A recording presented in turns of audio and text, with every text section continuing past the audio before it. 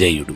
ఎవరైనా ఏదైనా చెబుతున్నప్పుడు ముందు వినాలి, ఆ తరువాతే మనం మాట్లాడాలి. అప్పుడే వాళ్ళు చెప్పింది మనకు పూర్తిగా అర్థమవుతుంది. అలాగే సరైన రీతిలో వాళ్లకు తిరిగి సమాధానం ఇవ్వగలుగుతాం. మానవ మెదడు చాలా శక్తివంతమైనది, సంక్లిష్టమైనది.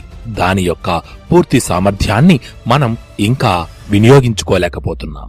మన బుద్ధిని కేవలం ఈ క్షణం ఏం జరుగుతుంది, మనం ఏం చేస్తున్నాం అన్న దాని మీద మాత్రమే కేంద్రీకరిస్తే ఆ మెదడు యొక్క రహస్యాన్ని మనం ఛేదించవచ్చు. నువ్వు ఏ తప్పులు చేయడం లేదా, అయితే ఏమీ నేర్చుకోవడం లేదని అర్థం. తెలివైనవాడు ఎప్పుడూ గొడవలకు దూరంగా ఉంటాడు. ఎందుకంటే అతడికి తెలుసు వాటి వల్ల ప్రశాంతత దెబ్బతినడం తప్ప మరెటువంటి ఉపయోగమూ ఉండదు అని. మాటలు అందరూ చెబుతారు, కాని ఆ మాటలను నిలబెట్టుకున్న వాడినే అందరూ గౌరవిస్తారు. మన జీవితంపై ప్రభావం చూపించేవి బయట ఉన్న పరిస్థితులు